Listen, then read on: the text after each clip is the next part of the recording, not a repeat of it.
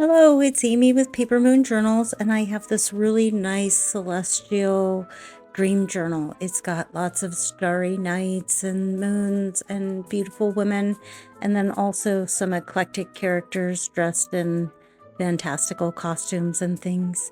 It's a hardcover journal. It measures 9 by 6. I gave it a 3-inch spine. This time I added some metal book corners and I used lace to decorate the cover. The image on the center with the lady and the moon was raised up on chipboard. And then I separated the 100 pages into 3 signatures, like I have with the last couple giant books like this. I've gotten into making them big, and it's hard to go back to making them smaller now.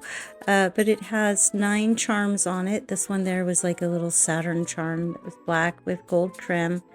And then in this front pocket, there's a couple journaling cards here. One I backed onto some paper, and then the other one is printed onto card. And a couple little tickets there. Also in the front pocket, I used quite a few kits in these, but like many of my recent projects, it was inspired by some kits by Miles Beyond the Moon. I also had one called Clockwork Moon. I think maybe that was by Amy Joy Studios. I'll have to go look. I'll put in the description box links to the different Etsy shops where I purchase digitals. If I've missed something, let me know, because I do sometimes just grab things left over from other projects and didn't necessarily print it out for this, so might forget. I did get a new digital kit that had a lot of the goddess images and some great ephemera with it, the envelopes and pockets. It came with lots and lots of pockets in that kit, which was fun. And then I already had quite a few things. A kit with just moon ephemera. I had some steampunk stuff that I squeezed into here. This is one of the steampunk tag kits that I had bought. And then I can see here some chapter 1. I used some of their seed packet envelopes. I have some ATC and journaling card sets like that one there with the, I think it's ravens in the picture. I'm not sure. I'm not great with my ornithology, knowing whether it's a bird, a crow, or a raven. I think that's a raven. I think crows have thicker beaks, is what I think, but I don't really know. So I used that pocket to be a tuck spot, and then made the envelope a flip out, as I like to do. I put one of the envelopes in each one of the signatures, and then I added some collage detail decoration to the page with little scraps. And then I had a sheet of famous quotes of nice sentiments. So I added some sentiments, and then this page was already collaged. I thought maybe I had added something there, but I hadn't. And to this one, I added one of those roses from Shabby Dabby Doodah. And then on the other side, one of those sentiments. I added the photo to that page on the left, which was the Second Empire kit by Miles Beyond the Moon. And then I think I did already say I had a kit just of moon ephemera that I used as well. And then that was one of the Second Empire fussy cuts. Then I think Miles Beyond the Moon also had a clockwork journal kit. Like I said, I'll try to put it all in the description box when I can. This curator's envelope was another Shabby Dabby Doodah thing. I worked on this while I was camping. I had the pages printed out and sewn into the cover before I left, and then brought a bunch of pre-printed ephemera and things like that to cut out and make. And I packed it so full there was hardly any room for lace.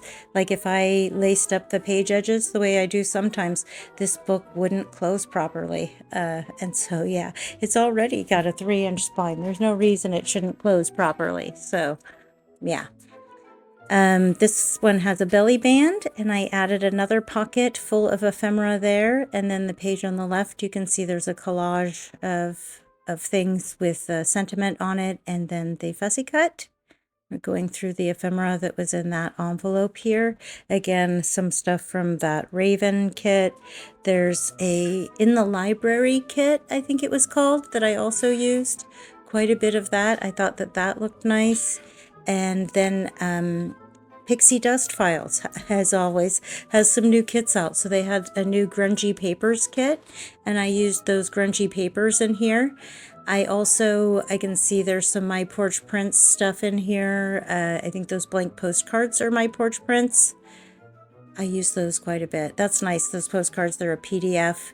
that prints out all, 8 pages of postcards that are blank, and then you can decorate the back. It's like the side that you would fill out when you're on vacation of the postcard, and then whatever you decorate the other side of it is just like create your own postcard. It's pretty fun. And then I found these doilies that I had already printed out.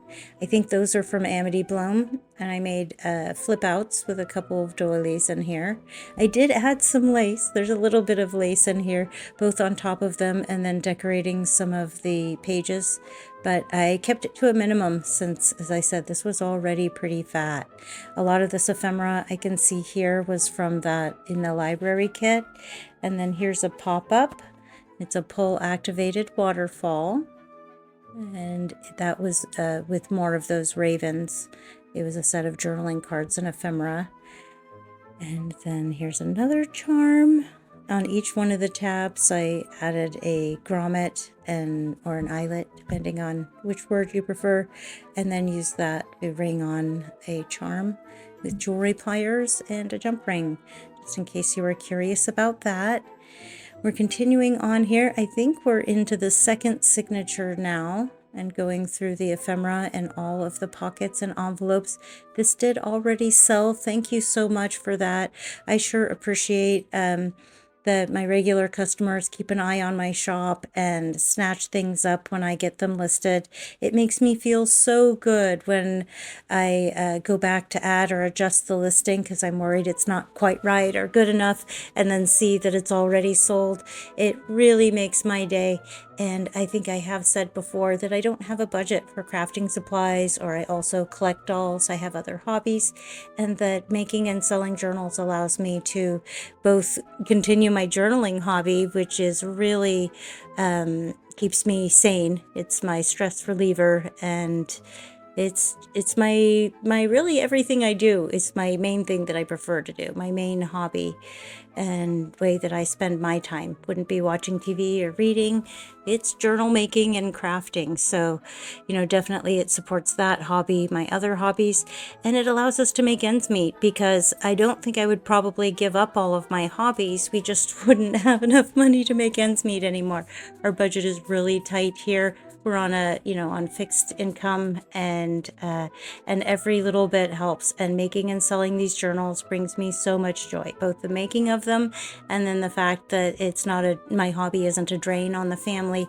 And maybe I can even help take us out to dinner every once in a while or something nice when I sell a journal. So I really appreciate that. So thank you to everybody who buys from my shop, and special thanks to the person who bought this journal.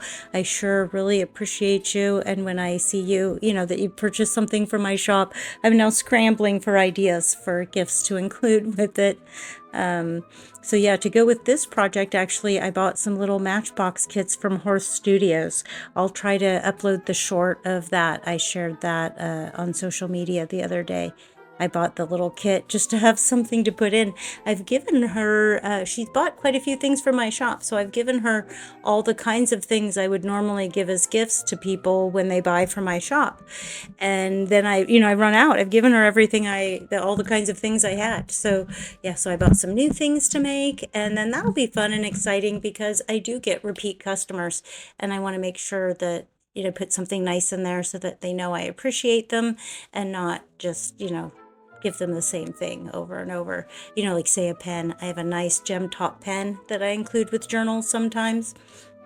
And if I've already given somebody a couple nice pens, then I would give them maybe a keychain or a magnet and so forth until, they have all of that stuff. Then it's crafting time to craft a little something special to throw in there. I like making paper crafts, and sometimes the things I make just aren't worth, by the time I add the $12 or $15 it would cost to mail it to the price, plus the fee that I'll be charged for selling everything, it's just not worth it anymore, what I would need to charge for the thing. So that gives me a nice outlet to gift away those things that I love to make and I enjoy making, but I just don't feel I could sell. It just wouldn't be worth it. But here we are, continuing on, going through the journal and all of the really cool ephemera in the pockets. There's so many different journaling cards and tags and different scraps. I've inked almost everything up.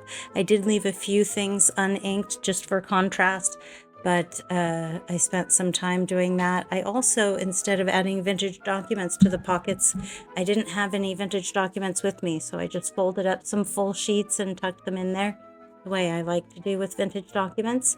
It gives me some nice vertical space in there to fill in the pocket. And then for the journal owner, it gives them a full sheet of writing space on the inside. Well, actually, both sides you could write on, but you might just want to write on the inside. And I love how these different kits coordinated together. To me, it looks like maybe they were all one. Everything just looks like it belongs together, even though it was kits from at least 3 different artists, not including the ephemera. Miles Beyond the Moon has even more stuff. I just can't keep up with them either. They just came out with a lighthouse kit, and I'd already started printing out a different lighthouse kit that I had gotten from them. That original kit didn't have any fussy cuts to go with it, so I had just kind of stalled on the project literally just a few days ago, and then saw that they came out with a new lighthouse kit with a bunch of cute fussy cuts and some backgrounds. So I'm really looking forward to that. That should be the next project that I'll be working on. I also have another fairy journal that I started that I keep. I have some tutorials planned for the channel, so it's just stalled there until I have time to film the tutorials. I have need to get everything prepped and ready as well. It can take half a day to get all of the things printed, cut, prepped, ready, and to get the video filmed, not including any editing or uploading. So I need a nice slot of time. I need a nice half of a day where there's not going to be a lot of banging or noise going on, and I can film the tutorial and retain the sound. I did collage some tags in here. I collaged, I think, 5 or 6 different custom tags. I had run out of fussy cuts when we were camping, so I waited until we got home to make some more tags that had fussy cut images on it. But I just made some collage tags. I really, I'm so happy with how this came out and feel tempted to make a second one. That kit that I bought at the end, I just used the ephemera from it. I didn't use any of the journaling pages. It was quite beautiful, and I don't feel like I fully explored the theme. I have different ideas when I'm working on them. Maybe I'll do this, maybe I'll do that, maybe this will be the cover, maybe that will be the cover. And so it can be fun to repeat the theme and then do it again differently. Maybe this time I won't pack it quite as full and leave room to make it really lacy and make one that's different in that way, instead of having the collage embellishments like I did with this one. To make it really extra, I would add all the lace. But I'm super happy with how this came out. And this folio in the back was another new project that I bought. It was actually a template that I printed out and glued on to like some cereal box. And then once you have the template out, then you can trace that onto whatever you want. I traced it onto these sheets of blue scrapbooking paper, of the blue 12 by 12 cardstock. I just traced the template pieces out there, assembled it, and what was really nice was because then I have this style of folio that I can create with whatever theme I'm making. I can make it black background folio and make it a Halloween one using Halloween papers and so forth. So that was really cool. I'll be sure to add that in the description box. I don't know if she had other folio plans, but I really liked that made it easy, that I didn't have to do all of the thinking and planning to create it. And then I would have created my own templates. I would have written instructions. It would have taken me all weekend to invent something like this. So I really appreciate that I was able to just buy it from her, print it out, cut it out, glue it on to the product packaging. In my case, it was cereal box. I decanter all my food into different plastic containers, both to keep like little moths and like mealworms or bugs from getting into it, and then it helps it to last longer, especially the cereal. I know we used to always have to throw out the last, 20% of the cereal because it would be stale and no one would want to eat it. And then now we put it in the plastic container, and it's good all the way down to the bottom. No cereal goes to waste. And again, if money's tight, and I think it really is for most people nowadays, and even if money's not tight, nobody likes to waste money or waste food, I don't think. So that can be a nice tip if you haven't tried that. Maybe try moving some of those things into plastic containers. But this is it with this journal and folio project. I'm really pleased with how it came out, and I do feel tempted to make another one, printing out the same papers and similar fussy cuts and ephemera, and then just assembling it in a different way.